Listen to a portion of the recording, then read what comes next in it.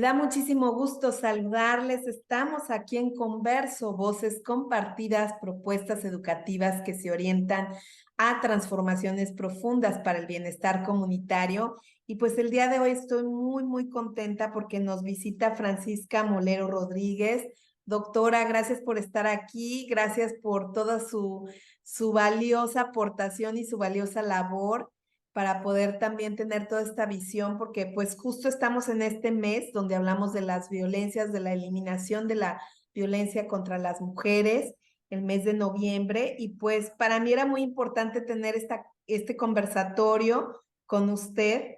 Quiero presentarles quién es la doctora Francisca Molero. Ella es directora del Instituto Iberoamericano de Sexología, es codirectora del Instituto de Sexología de Barcelona, profesora asociada de la Universidad de Barcelona, presidenta de la Federación Española de Sociedades de Sexología, miembro de la Academia Internacional de Sexología Médica y vicepresidenta de Sexología Médica del Colegio Oficial de Médicos de Barcelona. Entonces, pues bienvenida. ¿Cómo está, doctora? Encantada de estar aquí contigo, Claudia. La verdad es que es un placer. Siempre que me has invitado me parece, bueno, me lo he pasado muy bien, he disfrutado mucho, he aprendido mucho contigo. Quiero felicitarte también por toda la labor que estás haciendo, también de divulgación sobre estos temas tan importantes, sobre sensibilizando un poco todos estos temas que en el fondo nos tienen que llevar a una mejor sociedad y a un disfrute de un bienestar que a veces no se consigue del todo. Quería agradecerte todo esto y la verdad es que estoy muy feliz de estar aquí contigo esta tarde o esta mañana conversando. Pues muchas gracias, doctora. Y pues bueno, vamos a hablar sobre estas violencias silenciosas que permean en las disfunciones sexuales femeninas, porque creo que es un tema muy trascendente. Y bueno, ya estábamos un poco platicando acerca de esta temática y me gustaría entrar como en cada conversatorio con un breve poema de Cecilia Vicuña de Santiago de Chile que dice: El centro de la mandala. Besarte no es la solución. Que me penetres y languetes no es una solución. Mirarte ha llegado a ser más íntegro que besarte.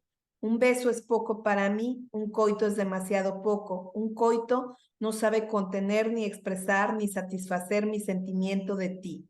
La vida y la muerte se anudan y desarman en el placer de la complicidad que se recrea en mi ser. Y pues bueno, con esto, Precioso con esto poema. comenzamos. Sí, doctora, creo que es muy importante y bueno, me gustaría que nos hablara qué es lo que está sucediendo precisamente, todas estas violencias silenciosas que van permeando. Vemos en este momento que las mujeres están cada vez en esta situación de empoderamiento, de libertad, pero que a la vez se vuelve como digamos, un cautiverio otra vez entrar a esta situación donde la mujer se siente a veces como presa del propio deseo, de ser una mujer multiorgásmica, de cubrir todos los roles que tiene que cubrir desde el desarrollo personal, la maternidad, el cuidado y la atención, el no querer envejecer porque la cultura y la sociedad también nos hablan como del deseo que no trasciende en etapas de la mujer adulta mayor, todas estas cuestiones que se van uniendo y que van permeando en lo que se manifiesta en una disfunción sexual femenina. Sí, sí, tienes toda la razón, porque fíjate que has dicho que pensamos cuando realmente las sociedades se volvieron un poco más abiertas y más tolerantes, cuando parece que los roles de género se están convirtiendo y son un poco más igualitarios, cuando parece que vamos camino un poco más hacia la equidad y la igualdad, pues resulta que mm, tenemos unos problemas que antes no teníamos o tenemos unos problemas añadidos sin haber superado los que teníamos anteriormente. Es verdad. Es cierto que ha habido un cambio muy importante en el tema sexual en la mujer y eso es indiscutible. Es verdad que desde hace muchos años hay una reafirmación de la sexualidad femenina independiente de la sexualidad masculina, que durante siglos, durante básicamente toda la historia de la humanidad, la sexualidad femenina ha estado muy en función de la masculina, básicamente el modelo heteronormativo, el modelo patriarcal, el modelo cis, ¿no? De lo que es la hegemonía de la cultura donde estamos. Y durante unos años, pues los cambios sociales a niveles de roles sexuales y de género, pues permitieron que la mujer de alguna manera fuera un poco la responsable de su propia sexualidad y descubriera un placer propio más allá del tener que compartirlo, tanto con una persona de su mismo sexo como una persona del otro sexo, ¿no? Y eso ha sido muy importante, ¿no? El hecho de darte cuenta, ¿no? También el hecho de separar la sexualidad de la reproducción, eso fue fundamental para mí, realmente la verdadera revolución Ujú. es esa, precisamente, el acceso mucho más generalizado y más universal de los métodos anticonceptivos, ¿no? El permitir que pudieras tener expresar esa manera de placer compartido con otra persona sin tener que estar pensando en el miedo al embarazo, ¿no? Yo creo que eso ha sido elementos muy claros, muy importantes en todos los cambios. Y también para mí, siempre lo he dicho que el motor del cambio de las sociedades es el motor femenino, es la mujer el motor de cambio. Y lo que ha estado pasando es que la mujer ha empezado a ir adelantándose como motor, como punta de lanza con todos esos cambios. Entonces, lo que hay alrededor, y en este caso, pues en este caso los hombres de alguna manera se han tenido que readaptar, ¿no? Pero todo eso dentro de un panorama que es la sociedad, bueno, el mundo que tenemos, tiene una visión absolutamente patriarcal y heteronormativa que nos afecta y que tenemos todos y todas interiorizados, ¿no? ¿Y eso qué hace? Pues que hace que haya una serie de cosas que favorece la competitividad, favorece la autoexigencia, favorece el control o el autocontrol de lo que te rodea y de ti mismo y todas esas cosas que en el fondo no deja de ser una hipertrofia que yo llamo hipertrofia cognitiva, de estar todo el tiempo teniendo que demostrar eficacia, eficiencia, objetivos, todo ese tipo de cosas, pues la mujer se lo ha tomado al pie de la letra. Y entonces lo ha cogido todo, y es lo que tú que explicabas. Sin soltar demasiado, ha cogido muchas cosas que en el fondo pues son como una especie de losa ahí que están produciendo pues muchísimo, algunos problemas que hace décadas pues eran impensables y dentro de ellos pues están los mitos que tú has comentado, ¿no? Todo el tema de la necesidad de tener que desear, estar siempre activa. Claudia, ¿no? Esa sensación de no puedo estar una época sin tener menos deseo porque entonces ya es un problema, es una patología.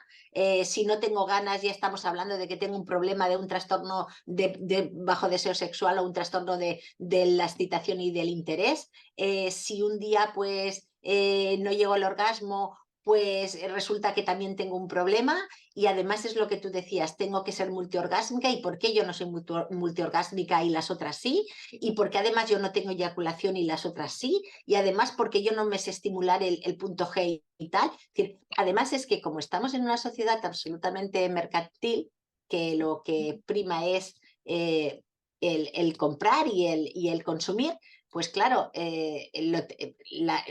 todas las grandes empresas y todo lo tienen muy fácil, lo tienen muy fácil, porque solamente tienen que meter en la cabeza algunos mensajes, para mí, mal llamados de empoderamiento, que las mujeres asumen y que en este caso entramos en esta vorágine, ¿no? Y es lo que tú decías. Es el hecho pues de estar perfectas, el hecho de tener que cuidarte mucho, tener que estar físicamente en unas condiciones estupendas, tienes que comer bien y alimentarte y además saber lo que comes y además saber de muchas cosas y tener muy claro, tienes que ser bueno, tener hijos cuando quieres, pero cuando tienes hijos, eso es importantísimo porque los hijos cada vez son más difíciles de conseguir de alguna manera por la sociedad en la que vivimos, que cada vez se va alargando un poco más y tenemos más problemas. Pero además es que tenemos que estar perfectas siempre, en la adolescencia, en la edad adulta joven, en la madurez y también en la vejez. Pero estar perfecta bajo los cánones que nos piden que estemos perfectas, ¿no? Es decir, bajo lo que se considera socialmente que es una vejez saludable, que no solamente es saludable a nivel de cuerpo, sino saludable a nivel de estética también, ¿no? Y todo eso va calando y va produciendo problemas, pues evidentemente en las relaciones sexuales también falsas expectativas, Claudia. porque muchas veces muchos de los problemas sexuales que tenemos y de las disfunciones tienen que ver con esas falsas expectativas, ¿no? Con que pensar bueno, que haber hecho del sexo algo extraordinario, ¿no? Algo como con luces artificiales continuamente, entonces lo que no se adecue a eso, pues entonces es como si no tuviera demasiado sentido, ¿no?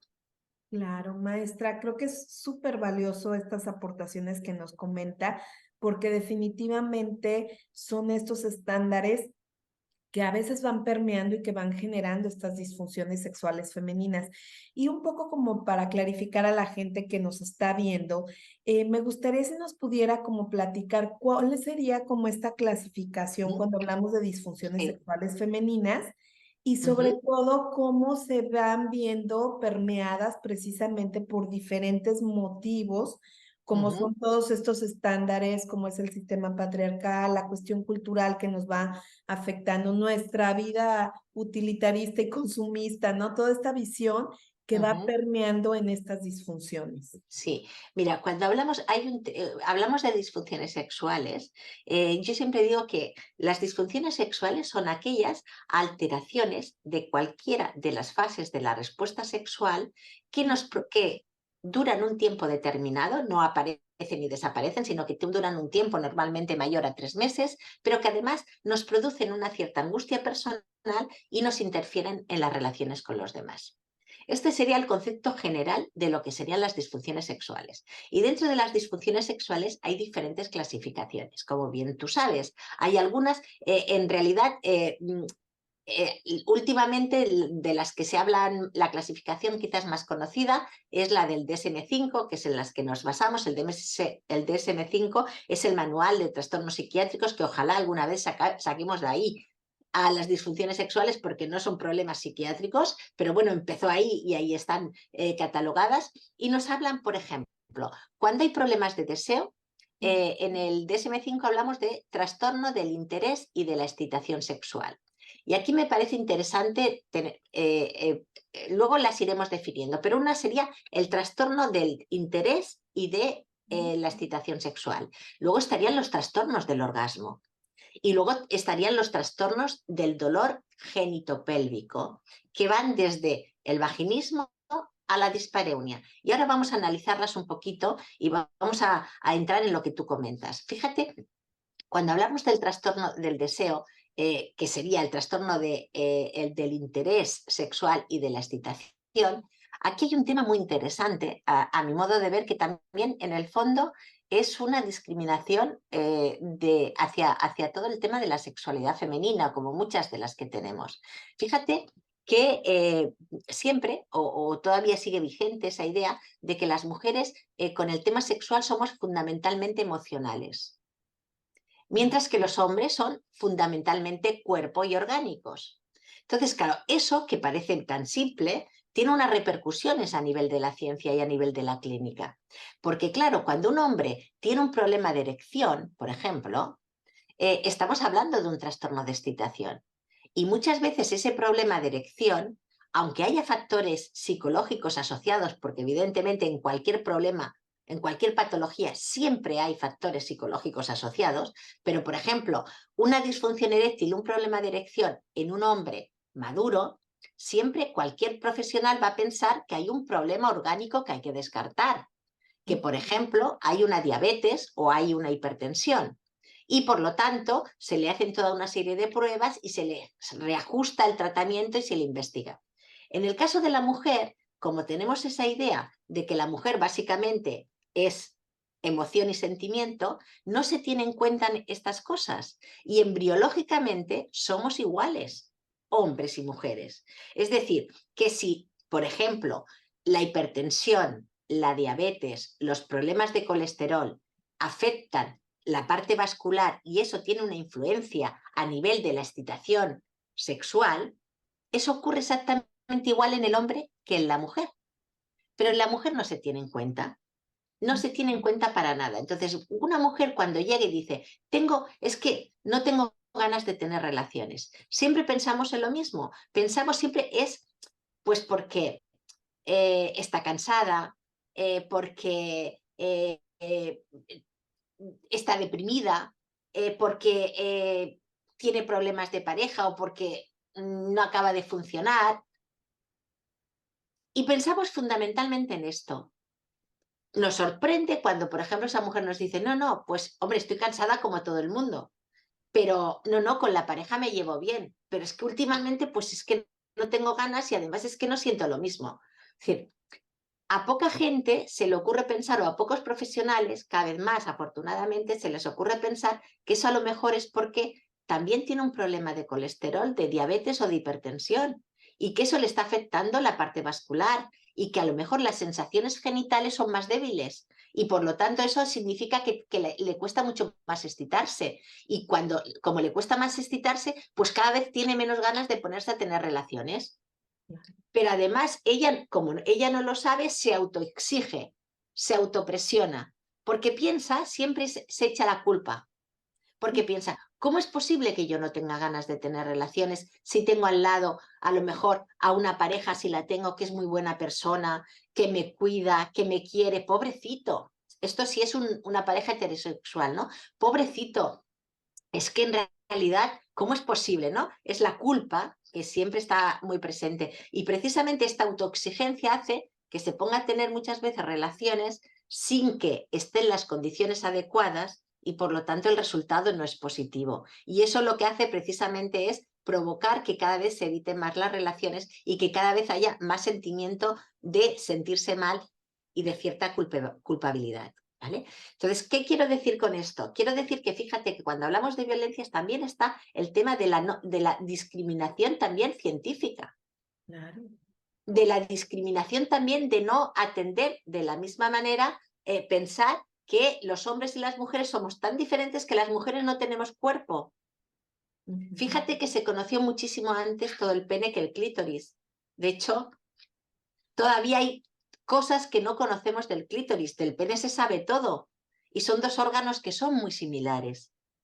Con esto es importante porque, claro, decir, no solamente esta desinformación, esta falta de entender y de que algunos profesionales amplíen conocimientos, se preocupen, que la ciencia investigue en el tema sexual, también nos perjudica como mujeres, porque a veces nos están dando una serie de soluciones que no son las adecuadas o no del todo adecuadas.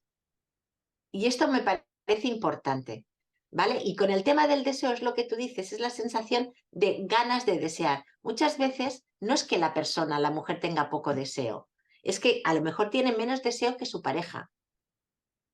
Pero eso no es una patología, simplemente es lo que se llama un desajuste de frecuencia. Pero yo, como tengo que desear, como el sexo es fundamental, como yo tengo que ser la persona más increíble del mundo, si no deseo lo mismo es que tengo un problema. Y otra vez la culpa, ¿no? Yo les digo muchas veces a las pacientes y les digo, fijaos, para entender esto del desajuste de frecuencia, tiene que ver como, y yo les digo, imaginaos que un fin de semana estás con tu pareja, desayunáis juntos y a media mañana te apetece comer algo, una manzana. Tú vas y vas a ir a la nevera y le dices a tu pareja, ¿quieres algo? Porque voy a comerme una manzana. ¿O quieres una manzana? Y te dice, no, no me apetece. A ti no te sabe mal. Tú te tomas la manzana y ya está. Porque tenemos a veces necesidades diferentes. Y eso Claro. no tiene por qué ser un problema. Pero se convierte en un problema porque siempre tenemos la necesidad de cumplir las expectativas de otras personas. Y eso también es violencia. Eso también es violencia, ¿no? Eso con respecto al tema del deseo. Yo creo Maestra, que me gustaría un poco en ese punto. Por ejemplo, también es importante ver cómo la esfera erótica puede cubrirse de muchas otras formas, como por ejemplo las mujeres que tienen a un bebé, que están en la crianza, que amamantan, que está como esa esfera erótica cubierta y de pronto no les apetece tener un encuentro erótico con la pareja porque parece que todo esto va cubriendo esas esferas eróticas. O sea, puede haber otros factores que también cubran ese sí, erotismo de una forma más global, que no tenga que ver específicamente con una cuestión de un encuentro a nivel sexual. Sí, es que cuando hablamos de encuentros sexuales no me estoy refiriendo a solamente ni mucho menos al coito. Encuentros sexuales son muchos, desde miradas, desde gestos, desde caricias, desde un abrazo. El beso de por sí tiene una entidad propia y muy importante. Y como tú dices también, esto también es muy importante. De hecho, nosotros manifestamos nuestra sexualidad de manera diferente según las etapas de la vida por las que estamos pasando. Es evidente que cuando hablamos de sexualidad y hablamos siempre como profesionales, y tú y yo lo sabemos, de ese enfoque biopsicosocial, estamos hablando de que nos influye el entorno, el contexto, factores psicológicos y factores biológicos. Y es evidente que en la época, por ejemplo, de la lactancia, del amamantamiento, pues es verdad que además de los factores que te pueden influir, como el hecho de la intimidad con el bebé, de la liberación de oxitocina de piel a piel, del cuidado, del roce, pues también hay una serie de, el hecho de amamantar implica que hay una liberación de una hormona que es la prolactina, que es eh, antagonista de las hormonas sexuales, porque no, a veces nos olvidamos de que somos animales en una parte, aunque la sexualidad humana esté totalmente o muy alejada, ¿no?, de la parte instintiva animal, pero a nivel hormonal tenemos eso, ¿no? Y entonces los mamíferos, cuando tienen crías, como las crías son realmente muy vulnerables, necesitan cuidarlas. Y para cuidar a una cría y olvidarte de la propia vida del animal, necesita olvidarse de los otros, olvidarse de los machos que puedan estar en la manada para poder cuidar, y por eso tenemos menos hormonas sexuales y tenemos la prolactina. Pero también hay que entender que a veces sí que necesitamos ese soporte, ese cariño, ese acompañarte, ese erotismo, ese beso, porque eso es muy importante, entender que la sexualidad no es solamente, ni mucho menos, una relación coital. Ni siquiera una masturbación, ni siquiera un orgasmo, es muchísimo más. Muchas Y también gracias. hay otras épocas que ahí voy también a temas del deseo, que son muy importantes, como por ejemplo la madurez. Ujú. Eh, la madurez más allá de los 50, donde empiezan a haber todos esos cambios que tienen que ver, en el caso de la mujer, con la menopausia, que yo llamo crisis evolutiva. No me gusta, a ver, a veces tenemos conceptos erróneos. Pensamos que la menopausia es el día de la última regla. Sabemos que la menopausia es solo un día en la vida de la mujer, el día de la última regla, pero hay toda una serie de años que nos cambian hormonalmente, o tenemos enfermedades en un momento determinado que nos cambian nuestro estado hormonal. Y eso repercute también a nivel también del cuerpo, a nivel de las sensaciones genitales que podamos sentir, si puede haber más molestias o mayor sensibilidad, y también en los receptores a nivel cerebral. Entonces, sí que es importante entender que tenemos necesidades diferentes según el momento vital en el que estemos. Y eso es importante reconocerlo. Por eso yo siempre les digo a mis pacientes que, y cuando empezamos cualquier tipo de terapia, les digo, bueno, vamos a ver quién eres sexualmente ahora, en este momento de tu vida. Vamos a investigar qué cosas te estimulan, qué cosas no, tanto a nivel mental como a nivel corporal, como a nivel genital. Porque estás en este momento, no estás hace 10 años ni estás dentro de 5, ¿no? Entonces, eso me parece muy importante, ¿no? Esto con el tema del deseo y de la excitación, ¿no? Y entonces, en el tema de la excitación, también recordar la importancia de cuidar los genitales. No porque tengan que servir para un coito, ni mucho menos, sino porque es algo nuestro y nos interesa que estén funcionales, porque nos hacen sentir bien, porque nos dan confort genital. Entonces, sí que es importante conocerlos, cuidarlos, ver cómo cambian, ¿no? Y aceptar esos cambios, pero intentar de alguna manera que estén lo mejor posible adaptados al momento en que le corresponden. Por supuesto, maestra. Bueno, pasamos entonces A lo comentar a ya la situación de las disfunciones en la cuestión del orgasmo. Sí, el trastorno del orgasmo es muy interesante porque, como saben y sabemos, puede ser, como todas las disfunciones, primarias o secundarias. Primaria significa que siempre han estado ahí, desde que somos conscientes de la sexualidad, y secundaria significa que en un momento determinado hemos tenido una sexualidad muy gratificante y a partir de un momento determinado pasa alguna cosa que nos la cambia. ¿vale? Esto también es muy interesante, porque a veces son cosas que nos cambian mucho, pero el que nos cambien mucho no significa que tengamos que perder, porque siempre tenemos la capacidad de reaprender en el nuevo momento en que estamos. Yo, por ejemplo, estoy trabajando muchísimo con pacientes oncológicos, con mujeres oncológicas, no solo con cáncer de mama, sino también con cáncer de colon y con otro tipo de cánceres, con cáncer de cervix y también hombres con cáncer de próstata y parejas, ¿no? Entonces, a veces se tiene que reaprender otra manera, porque ya las sensaciones que tienes no son exactamente las mismas. En el caso de la mama, por ejemplo, las sensaciones del tacto mamario, hay muchas mujeres que la mama es muy, muy sensible y con la estimulación han podido llegar al orgasmo. Y llega un momento en el que esos cambios quirúrgicos que se producen, se pueden producir en una intervención de cáncer de mama, pues cambia esa sensibilidad, ¿no? También los tratamientos que se toman. Pero se puede reaprender. Es decir, bueno, en este momento voy a disfrutar al máximo cómo pueda reaprender. Y el cuerpo es absolutamente generoso y Ujú. la mente también. Si sabemos y si lo cuidamos y si lo escuchamos, sobre todo si le escuchamos. Entonces, en el tema del orgasmo, ¿qué ocurre? Pues que muchas veces, si es un orgasmo primario, es decir, una mujer nunca ha llegado a un orgasmo, normalmente es un tema de aprendizaje. Y es porque, claro, no nos han enseñado. Hemos ido sobre la marcha y siempre rodeados de culpa, ¿no? Es decir, ¿por qué los hombres no tienen casi ninguno problemas de anorgasmia, excepto eyaculaciones, que son trastornos de la eyaculación, son diferentes? ¿Por qué? Pues porque han aprendido, porque desde adolescentes socialmente se les ha permitido que exploren, que conozcan cómo es su respuesta sexual. Las mujeres no. Las Ujú. mujeres siempre ha estado algo prohibido. No te toques, no conozcas, tienes la regla, esto está tal, no sé qué, no sé cuánto. Claro, si no has aprendido es muy difícil que llegue al orgasmo. Fíjate que desde que aparecieron los vibradores y el Satisfyer, muchísimas mujeres que no habían tenido nunca un orgasmo lo han llegado a tener, porque es un estímulo que no depende de ti, sino que depende del receptor vibratorio que tienes. Y aún así, la cabeza a veces puede mucho y de alguna manera lo provoca, no lo impide, ¿no? Pero yo siempre digo es eso, no tengas prisa, ten curiosidad por conocerte. Es una cuestión de aprendizaje. No aprendes a leer de la noche a la mañana, no aprendes a restar si no sabes sumar, no aprendes a dividir si no sabes restar. Todo tiene su proceso y el aprendizaje del orgasmo también.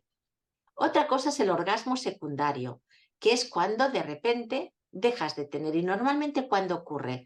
Pues cuando hay algún tipo de lesión, tipo medular, que sabemos, pues lesiones como esclerosis, como parálisis, pero también cuando tomamos determinados fármacos, fundamentalmente los antidepresivos que lo que hacen es enlentecer mucho la respuesta sexual, ¿vale? Entonces, ahí también hay que actuar, porque ¿por qué tenemos que dejar de tener orgasmos? ¿Por qué? Mira, ahora empezamos a tener pacientes que era muy difícil que tuviéramos antes, pacientes de Parkinson que Ujú. empiezan a tener problemas de orgasmo y mujeres que vienen a consultar y dicen, ¿yo por qué tengo que perder mi orgasmo? Claro. Muchas veces secundario a esa medicación. Ujú. Y es el hecho que tú hablabas también antes. Y ahora no solo todo el mundo tiene que llegar siempre en cada actividad sexual a un orgasmo, sino que además, cuanto más, mejor. Y Claro. además, sí, todas estas historias del squirting, de la eyaculación, que lo que hacen es poner muchísima más presión a las mujeres. Sí, y que yo creo que en ese sentido, esta parte, ¿no? Que justo comenta, esta visión de cómo las mujeres hemos disociado muchas veces nuestro placer. Yo también trabajo con pacientes oncológicas y ahorita que la escuchaba, recordé cómo hay muchas mujeres que viven como ese duelo sexual porque no se sienten como responsables de generar su propio placer, o sea, siempre supeditaron su placer a la pareja que a lo mejor ya no está o inclusive como esta parte de evitar los encuentros por el temor a ser vistas, ¿no? Con un cuerpo que a lo mejor es muy diferente a lo que los estándares y toda esta cuestión también patriarcal comentan o señalan como algo deseable. Entonces, qué importante es ver cómo hay mujeres que de pronto tienen 20 años y de verdad me ha tocado mujeres que me dicen, tengo 20 años que dejé mi vida erótica y ahora que me puse el vibrador, empecé otra vez a darme cuenta que claro que tengo sensaciones y que puedo sentir en mis genitales incluso, ¿no? Porque a lo mejor sienten de otras formas, con el agua, con las caricias en el cuerpo, pero cómo hay toda esta visión de estar disociadas también de su cuerpo. Efectivamente, efectivamente. Esto es muy importante. Es muy importante y es lo que tú dices. ¿Cuántos años, cuántas generaciones, cuántas mujeres han dejado su sexualidad en manos de otras personas? Y cuando esas personas no están, desaparecen, es como si la sexualidad propia desapareciera. Y no, nunca desaparece. Porque yo siempre digo, porque en realidad el objetivo o la finalidad básica de la sexualidad humana es el placer que tiene que ver con la motivación por la vida. A veces no acabamos de entender lo del placer sexual como un elemento motivador y fundamental en la vida, pero sí que entendemos que el placer de otras cosas, es decir, que tú necesitas estar motivada para vivir, porque si no hay motivación, no vives.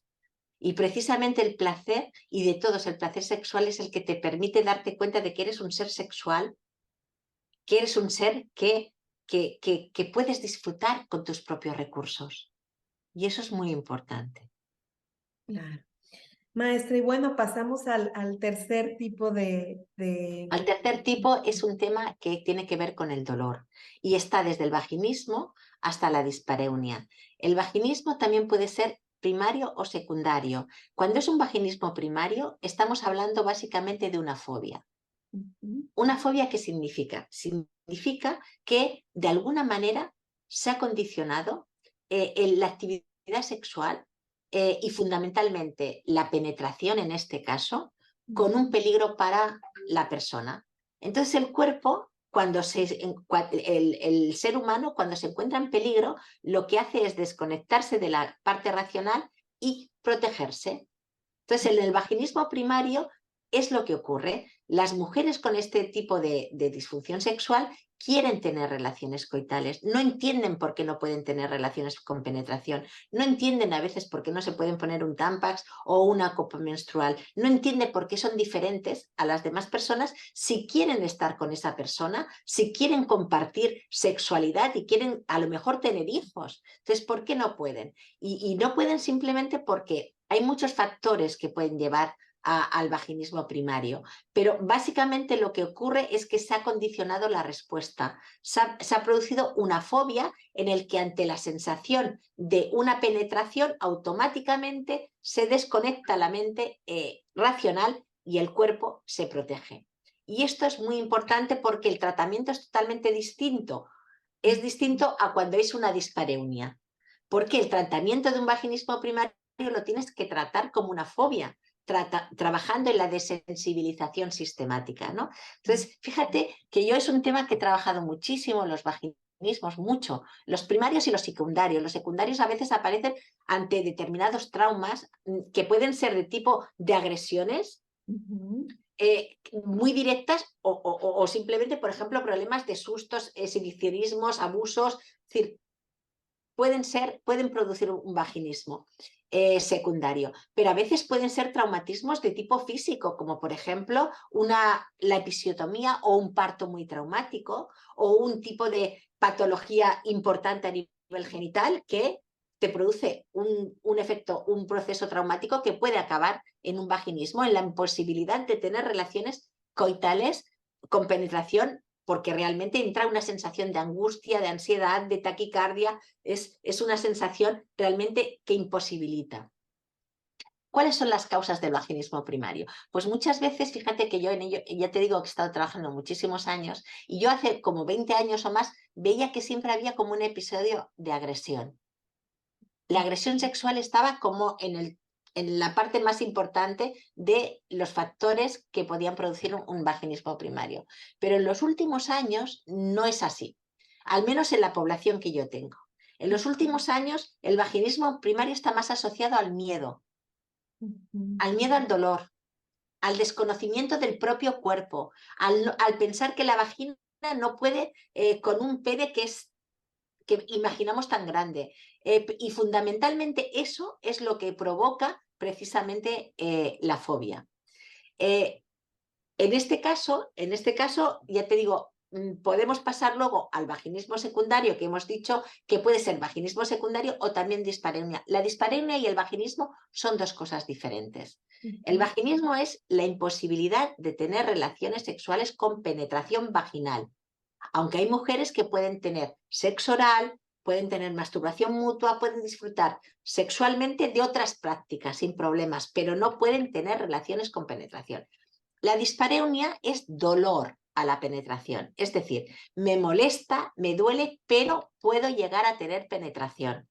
Es muy diferente. Entonces, en la dispareunia y el dolor es por muchas causas, a veces por infecciones vaginales que se repiten. Por ejemplo, candidiasis, hongos de repetición, a veces el herpes, infecciones de transmisión sexual que aparecen por aquí, a veces son dolores inespecíficos que se producen por algún tipo de lesión a nivel de alguna de las terminaciones nerviosas en esa zona. Y a veces se producen por la edad, que tiene que ver con el síndrome geniturinario de la menopausia, que es por el déficit estrogénico o por enfermedades que bloqueen el tema hormonal. Ujú. Y que es muy importante y valioso mencionarlo, porque sí hay muchas mujeres que están en esta etapa del climaterio y que van viviendo todas estas situaciones y a veces se generan otros problemas a nivel pareja, porque la pareja piensa que ya no es atractivo, que ya no es tan Efectivamente. deseable, y empieza a haber después problema en la relación de pareja, ¿verdad? Efectivamente, efectivamente. Piensa que cualquiera de las disfunciones sexuales de la que hemos hablado, aunque sea la que aparece por primera vez, acaba afectando a todas las demás. Es Ujú. decir, una persona que tiene dolor y le molesta al tener relaciones sexuales acabará teniendo problemas de excitación, problemas del orgasmo y problemas de deseo. Una persona con problemas de orgasmo acabará teniendo problemas de excitación y problemas de deseo. Todas se retroalimentan. Y lo que tú dices es muy importante, porque sobre todo en la edad madura, y supongo que eso es un fenómeno bastante generalizado, las mujeres han avanzado más que los hombres.